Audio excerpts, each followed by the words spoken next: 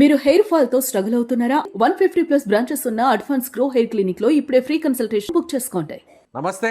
చరిత్రలో అంటే దాదాపు చెప్పాలంటే ఒక దశాబ్ద కాలంలో ఒక మాట చెప్పాలంటే గోల్డ్లో ఈ స్థాయిలో ఫ్లక్చువేషన్స్ హెచ్చు తగ్గులు ఎప్పుడు కూడా జరగలేదు. ఇప్పుడు తాజాగా మళ్ళీ బంగారం ధరల్లో 2,000 రూపాయలు తగ్గింది. ప్రస్తుతం ఇప్పుడు 1,48,000 రూపాయలు బంగారం ధర పలుకుతుంది. సో రాబోయే రోజుల్లో కూడా ఇంకా గోల్డ్ ధరలు పెరుగుతాయా, లేదంటే ఇదే విధంగా తగ్గుతూ పెరుగుతూ ఫ్లక్చువేషన్స్ ఉండే అవకాశం ఉంది? సో దీని గురించి డిస్కస్ చేద్దాం. మనతో పాటున్నారు బిజినెస్ అనలిస్ట్ ఎక్స్పర్ట్గా ఉన్నటువంటి ప్రశాంత్ గారు. ప్రశాంత్ గారు నమస్తే. నమస్తే అండి. ప్రశాంత్ గారు, ఏంటి ఒడిదొడుకులు తప్పవంటారా? హైక్ అవడం, డౌన్ అవడం, ఇవన్నీ ఫ్లక్చువేషన్స్ షరామామూలు అనుకోవచ్చా గోల్డ్ ప్రైజెస్లో? ఫస్ట్ గా వ్యూవర్స్ అందరికి కూడా అర్థం చేసుకోవాల్సిన అంశం ఏంటంటే, ఒక 2 సంవత్సరాల క్రితం వరకు గోల్డ్ అనేది ఒక ఇన్సూరెన్స్ అసెట్. అంటే అది కూడా మనకు లైఫ్ లో ఎప్పుడైనా ఆపదలు వచ్చినప్పుడు కాపాడడానికి ఉంటుంది. మన దగ్గర ఒక అత్యవసర నిధి లేదా మనకు అవసరం వచ్చినప్పుడు మనం తాకట్టు పెట్టి డబ్బు తీసుకునే విధంగా బంగారుని కొనేవారు. సో అదే రకంగా దేశాలు, గవర్నమెంట్లు కూడా, రిజర్వ్ బ్యాంకులు కూడా అదే విధంగా తమ యొక్క సేవింగ్స్ లో ఒక మెజారిటీ కాదు కానీ ఒక 10 to 15% అనేది గోల్డ్ ని ఒక ఇన్సూరెన్స్ అసెట్ గా ఉండేది. సో అదే విధంగా గోల్డ్ కూడా వాల్యూ పెరుగుతూ వస్తుంది. గత తరాలుగా చూసుకున్నా కూడా కొన్ని వేల సంవత్సరాలు కూడా గోల్డ్ కి ఎప్పుడు కూడా తరగని వాల్యూ ఉండేది. కానీ లాస్ట్ 1.5 years లో ఒక పెద్ద మార్పు జరిగింది. అది ఏంటంటే లాస్ట్ 1 year లో గోల్డ్ 75% హైక్ అయింది. అంటే కనీ వినిరిగిన రీతిలో ఒక సంవత్సరంలో బంగారం మీద పెట్టుబడి పెట్టిన 1,75,000 అంటే దాదాపు ఏ స్టాక్ మార్కెట్లు, చిట్ ఫండ్స్, రియల్ ఎస్టేట్ ఎక్కడా కూడా ఇంత మొత్తంలో మనకు రిటర్న్స్ రావు. కాబట్టి 2026లో దాన్ని ఒక ఫైనాన్షియల్ ఇన్స్ట్రుమెంట్ గా మారింది. అంటే అది కూడా ఒక స్టాక్ మార్కెట్ లో డైలీ ట్రేడ్ అయ్యే ఒక స్టాక్ గా, అందులో కూడా ఈటీఎఫ్ రూపంలో అత్యధికంగా పెట్టుబడులు పెడుతూ ఒక ఫైనాన్షియల్ ఇన్స్ట్రుమెంట్ గా మారిపోయిన గోల్డ్ మీరు చెప్తున్న విధంగా ఎప్పుడు చరిత్రలో కనీ వినరిగిన రీతిలో ఫ్లక్చుయేషన్స్, ఒడిదుడుకులు ఎదుర్కొంటుంది. ఎందుకంటే మార్కెట్ కి, సెంటిమెంట్స్ కి, మూడ్ కి రెస్పాండ్ అయితే స్టాక్ మీరు చూస్తుంటారు, ఒకరోజు పడుతుంటది, ఒకరోజు లేస్తుంటది ట్రంప్ స్టేట్మెంట్ ఇస్తే. సో ఇంత ఫ్లక్చుయేటింగ్ గా గోల్డ్ ఎప్పుడు లేదండి. అంటే చరిత్రలో కూడా ఇట్లా రోజుల్లో గోల్డ్ ప్రైస్ పడడం, పెరగడం అంటూ లేదు. కానీ ఇందులో కూడా మనం వెతుక్కోవాల్సిన అంశాలు 2-3 ఉన్నాయి.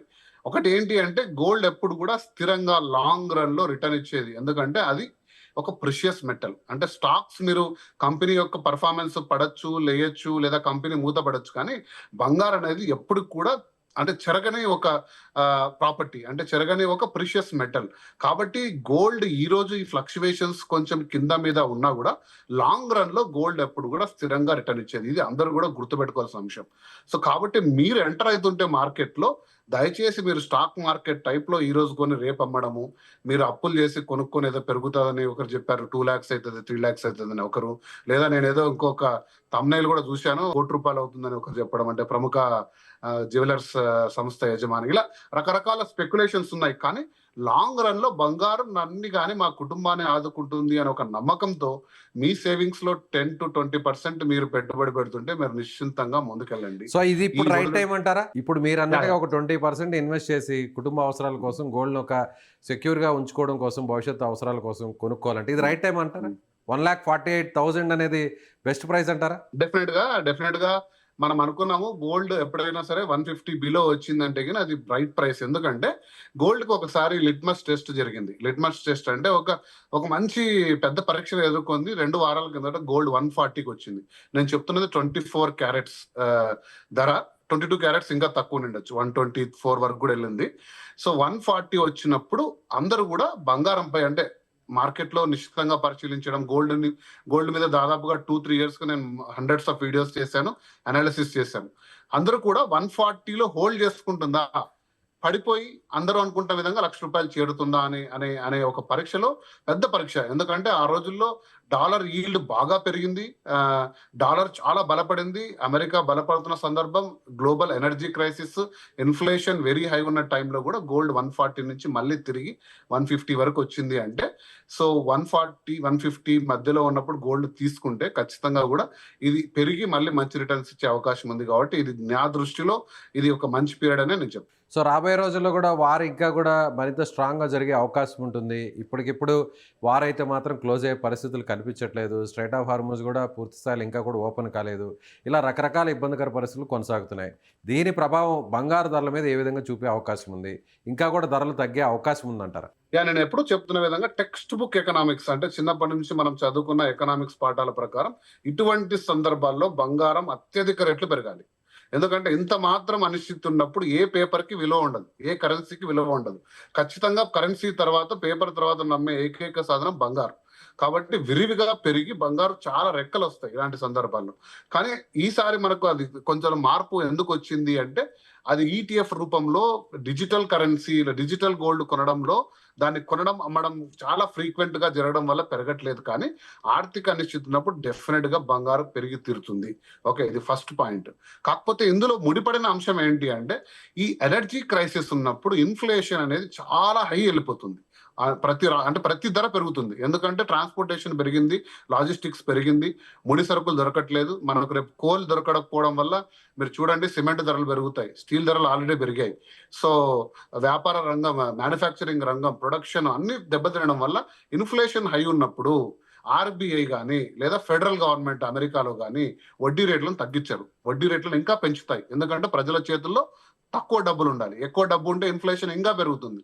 సో అలాంటి సందర్భంలో పెద్ద పెద్ద ఇన్స్టిట్యూషనల్ ఇన్వెస్టర్స్ అంటే ఇప్పుడు ఇండియాలో నుంచి దాదాపు లక్ష కోట్ల రూపాయలు డైవర్స్ చేశారు ఫారిన్ ఇన్స్టిట్యూషనల్ ఇన్వెస్టర్స్.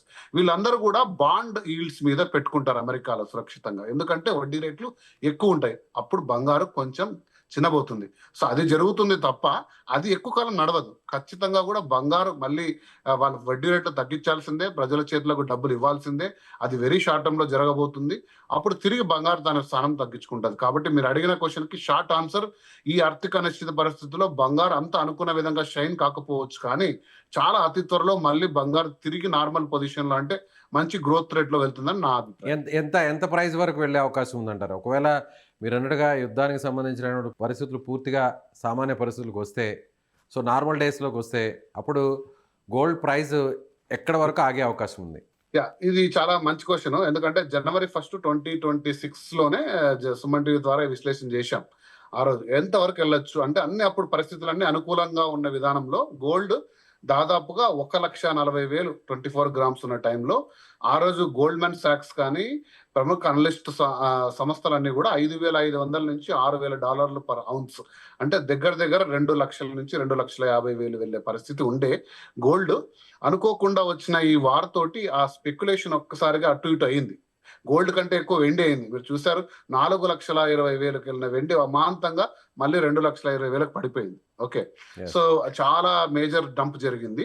సో నా దృష్టిలో అయితే అన్ని పరిస్థితులు అనుకూలిస్తే 2 లక్షలు అనేది ఈజీగా ర్యాలీ అవ్వాలి. December 31 కి పెరిగి 220-250 వరకు కూడా వెళ్ళే సందర్భాలు ఉన్నాయి. కానీ అందరూ స్పెక్యులేట్ చేస్తుండగా లక్షకు పడిపోతుంది అనేది అయితే ఖచ్చితంగా జరగదు. ఒకవేళ పెరగకపోకుండా కొంచెం కరెక్షన్ అయ్యి స్థిరంగా ఉండొచ్చేమో కానీ బట్ ఖచ్చితంగా పడే సాధనం కాదు. ఇంకొక 1 year హోల్డ్ చేసుకున్నా కూడా తిరిగి అది 2 లక్షలకు వెళ్ళే పరిస్థితులు ఉన్నాయి. సో ఇప్పుడు బ్యారెల్ ధర, చమురుకు సంబంధించినటువంటి బ్యారెల్ ధరలు పెరుగుతూ ఉంటే బంగారం ధర తగ్గుతూ ఉంది. సో ఇంకా కూడా యుద్ధం ఒకవేళ భీకరంగా జరిగితే, సో క్రూడ్ ఆయిల్ ప్రైసెస్ ఇంకా కూడా హైక్ అయితే ఇంకా కూడా మనకి గోల్డ్ ప్రైసెస్ తగ్గే అవకాశం ఉందా? సో మీరు అన్నట్టుగా ఇప్పుడు 1,40,000 ఒకవేళ స్టేబుల్గా ఉండేటువంటి ప్రైస్ అనుకుంటే అంతకంటే కూడా ఇంకా తగ్గే అవకాశం ఉందంటారా? అది ఉండకపోవచ్చు. అది నేను ఇందాక మీకు చెప్పాను. ఒక లిట్మస్ టెస్ట్ జరిగింది గోల్డ్ కి. ఎందుకంటే ఒక ప్రతి ఎలాంటి సిచ్యువేషన్ ఉన్నా డిమాండ్ ప్రైస్ లో ఒకటి ఉంటుంది. అంటే డిమాండ్ ప్రైస్ లో ఏంటంటే 1,40,000 వస్తే మళ్ళీ ఆ బాండ్ల రూపంలో పెట్టిన డాలర్స్ కూడా తీసుకొచ్చి అందులో కొంటారు. ఎందుకంటే దానికి ఒక డిమాండ్ ప్రైస్ కి వచ్చింది.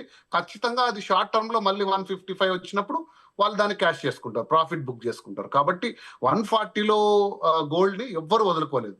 ఇంకొకటి కూడా మీరు గమనించాలి, 70 నుంచి 80% తగ్గదు, 99% తగ్గదండి. ఎందుకంటే ఈ ఫిజికల్ గోల్డ్ ఎక్కడ ట్రేడ్ కాలేదు. మీరు చూసారంటే 70-80% ప్రజల చేతుల్లో ఉంది ఫిజికల్ గోల్డ్.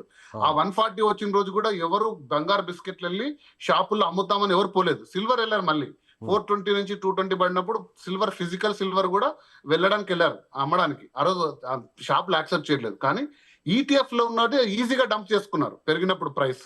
సో ఆ 20-30% మార్కెట్ ఫ్లక్చుయేషన్స్ లో కావచ్చు, కానీ ఫిజికల్ గా 140 కింద పోతుంది అయితే నేను అనుకోవట్లేదు, అసలు జరగకపోవచ్చు. 140 వచ్చిందంటే నాలాంటోళ్ళు కొంచెం నాలెడ్జబుల్ పీపుల్ ఇంకొంచెం ఎక్కువ పెట్టి తీసుకుంటారు ఫిజికల్ గోల్డ్. సో కాబట్టి అది ప్రపంచవ్యాప్తంగా, నేనే కాదు, ఇన్స్టిట్యూషనల్ ఇన్వెస్టర్స్ కానీ బ్యాంకులు కానీ వీళ్ళందరూ కూడా ఆ ప్రైస్ లో తీసుకుంటారు. కాబట్టి అంతకంటే కిందకు పోకపోవచ్చు అనేది విజయ్ గారు నా నమ్మకము. ఓకే, బట్ మనం కానీ చాలా మంది ఇంకా కలలు అంటున్నారు, ఇంకా తగ్గుద్దేమో, ₹1,00,000 వస్తుందేమో, ₹1,00,000 వచ్చినప్పుడు ఫిజికల్ గోల్డ్ భారీ మొత్తంలో కొనొచ్చు, సో ఆ తర్వాత మనం ఒక కోటీశ్వరులు లక్షాధికారులుగా మారచ్చు ఈ బంగారంలో ఉన్నటువంటి హెచ్చుతగ్గుల వల్ల అనే ఆశల్లో ఇంకా కూడా ఉన్నారు. అలాంటి వారికి ఏం చెప్తారు? అంటే ఎటువంటి శాస్త్రీయ అవగాహన లేకుండా, అంటే ఒక సైంటిఫిక్ అనాలిసిస్ కానీ ఒక మినిమం బ్యాకింగ్ ఉండాలి. ఏదైనా ఒక సబ్జెక్ట్ తీసుకున్నప్పుడు, మేము కూడా ఆస్ట్రాలజిస్ట్ కాదు, కాకపోతే గత కొన్ని ఏళ్ల చరిత్రను తీసుకొని బంగారుకి డిమాండ్ ఎక్కడ ఉంది, ఫిజికల్ సప్లై ఎక్కడ ఉంది, దేశాలు ఎలా ఉన్నాయి అవగాహన చేసుకొని ముందుకు వెళ్లాల్సిన టైంలో ఏదో 1,00,000కి పడిపోతుందని ఒక స్పెక్యులేషన్ చేసి ఒక థంబ్నెయిల్ క్రియేట్ చేసుకొని లేదా వీడియో వ్యూస్ వస్తాయని చెప్పడంలో అది సహేతుకంగా లేదని నా అభిప్రాయం.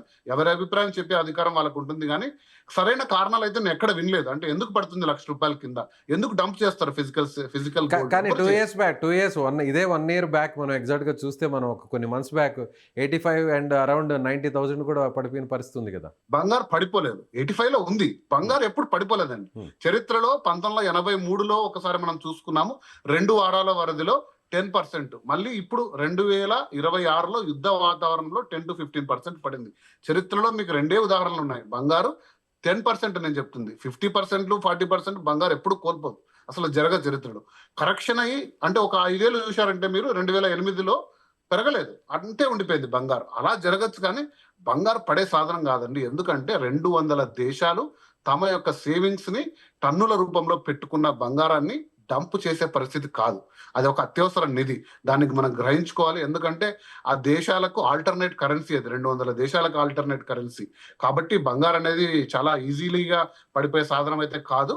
సో మీరు అంటున్నట్టు డెఫినెట్ గా స్టేబుల్ అయితే కావచ్చు, కానీ అంత కింద అయితే పోదండి. Right sir, thank you so much Prashanth గారు. సో ఇది ప్రశాంత్ గారు చెప్తున్నట్టుగా, business analyst and expert Prashanth గారు చెప్తున్నట్టుగా, ఎవరైతే ₹1,00,000 బంగారు ధర పడిపోతుందేమో అప్పుడు పెద్ద మొత్తంలో కొనుగోలు చేసుకోవాలనేటువంటి ఆశలతో ఉన్నవాళ్ళు కాస్త ప్రామాణికంగా, శాస్త్రీయంగా ఉన్నటువంటి పరిస్థితులను, తాజాగా ఉన్నటువంటి క్షేత్రస్థాయి పరిస్థితులను ఒకసారి ఆలోచించుకొని బంగారం మీద ఇన్వెస్ట్ చేయాలి. సో 1,00,000కు పడేటువంటి అవకాశం ఎట్టి పరిస్థితుల్లో లేదు. ప్రస్తుతం 1,40,000 నుంచి 1,50,000 ఉన్నటువంటి ధర అయితే మాత్రం కొనుగోలు చేయడానికి ఉత్తమమైనటువంటి టైం అని ఆయన చెప్తున్నారు. మీరేమనుకుంటున్నారు? సో ప్రశాంత్ గారు చెప్పినటువంటి మాటలకు, ఆయన చేసినటువంటి వ్యాఖ్యలను మీరు ఏకీభవిస్తున్నారా? అయితే మీ కామెంట్ని తెలియచేయండి.